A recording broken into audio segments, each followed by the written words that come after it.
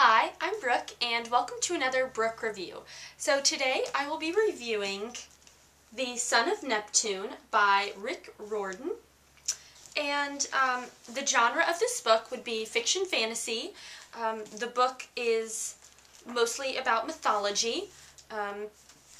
Rick Riordan is also the author of the Percy Jackson series, but The Son of Neptune, which I'm reviewing today, is the second book in the Heroes of Olympus series, which is, it includes some of the same characters from the Percy Jackson series, but it introduces new characters as well, and I will get into that. So, the age group for this book would probably be young adult or teen, and I will read you the inside cover of the book and then give you my own brief description.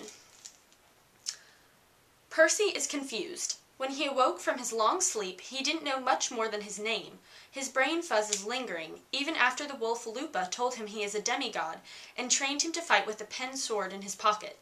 Somehow, Percy manages to make it to a camp for half-bloods, despite the fact that he has to keep killing monsters along the way. But the camp doesn't ring any bells with him. The only thing he can recall from his past is another name, Annabeth. Hazel is supposed to be dead. When she lived before, she didn't do a very good job of it. Sure, she was an obedient daughter, even when her mother was possessed by greed. But that was the problem. When the voice took over her mother and commanded Hazel to use her gift for an evil purpose, Hazel couldn't say no. Now, because of her mistake, the future of the world is at risk. Hazel wishes she could ride away from it all on the stallion that appears in her dreams. Frank is a klutz. His grandmother says he is descended from heroes and can be anything he wants to be, but he doesn't see it. He doesn't even know who his father is. He keeps hoping Apollo will claim him, because the only thing he is good at is archery, although not good enough to win camp war games. His bulky physique makes him feel like an ox, especially in front of Hazel, his closest friend at camp. He trusts her completely, enough to share the secret he holds close to his heart.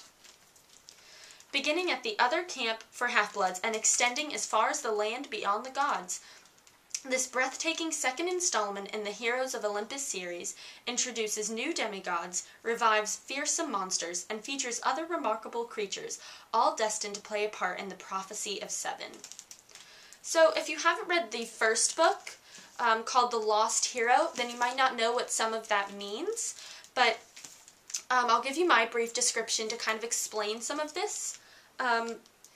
In Rick Riordan's first series, Percy Jackson, he describes this camp for half-bloods, kids who are half god and half mortal. So Percy Jackson, for instance, is a demigod.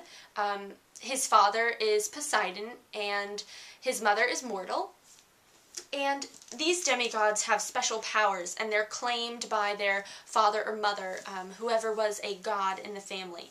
So, and they go on these quests, these adventures, to find or to save the world, or whatever needs to be saved. So there were various quests in the first Percy Jackson series, and in the Percy Jackson series, the Prophecy of Seven was mentioned. And the Prophecy of Seven describes 7 demigods coming to work together to save the world.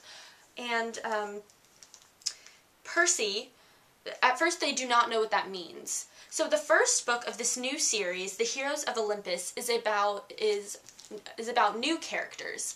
And this is one of my pros for the book. I love how Rick Riordan has done this. He introduces these new characters, but in this second book he comes back to some of his older characters. And I'll go into that in just a minute. So it's the second book in the Heroes of Olympus series, and in the first book, Jason Grace is introduced, and Jason Grace has completely lost his memory. And he is introduced to some of the other campers at Camp Half-Blood, and he is told that Percy Jackson is missing. So, in this second book, you find Percy Jackson. So, the second book is kind of happening at the same time book 1 was taking place. So, you hear Percy's side of the story and what's happened to Percy Jackson. And normally, I don't get too excited about series that have used the same characters, because Percy Jackson was an awesome series in its own right. So at first I felt like, okay, how is the author going to pull this off to keep the same characters? And what you don't want is to read the same plot line, hear about the same quests. But I was very pleasantly surprised, and I am loving this series so far. Probably better than the Percy Jackson series. What Rick Riordan has done in the first book of the series as well as the second book, he breaks it down in 3 different perspectives. So in this book, chapters are broken down into Percy's perspective, Hazel's perspective, and Frank's perspective. And it's just incredible. And the first book was the same way, Frank's perspective, as well as 2 of his other friends, Leo and Piper. So it's a really exciting book to read. The action keeps moving it along, and I'm getting into my pros and cons here. I definitely loved the perspectives. That's something you don't really see often, and I also love the way that both Jason and Percy in the books have lost their memories, and it's almost like they've taken each other's places. So I don't want to give too much away because it might ruin the series for you. But I love the perspectives, and I love that the action, that the plot line is not too intense. Sometimes I get a little bit upset when the action is so intense that you're like scared to read more because you're afraid of what's going to happen next. But this book keeps you on your toes. You want to read more, but every now and then he gives the characters a break. And I absolutely loved this book. I thought it was really great. And I couldn't really come up with any cons other than the fact that I'm going to have to wait a while before book 3 comes out. So that's definitely something that I do not like. But I guess everyone else has to wait with me. We all have to be patient together.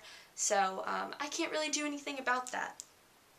I don't have any passages from the book to share with you, but my Brooke mark is probably a 4 or 5, maybe a 4.5. I want to reserve my 5 for something really outstanding, but this book was really outstanding. So, you should definitely read this series, The Son of Neptune by Rick Riordan, and his other series, Percy Jackson, as well as the other series I forgot to mention, The Red Pyramid, about Egyptian gods, which is really compelling as well. But I have to say, I'm kind of a sucker for the Greek mythology more than the Egyptian gods. So, thanks for watching, and please comment and continue to subscribe, and visit my blog, which is www.brookeharrison.com, and I will link that in the description. Thanks for watching. Bye.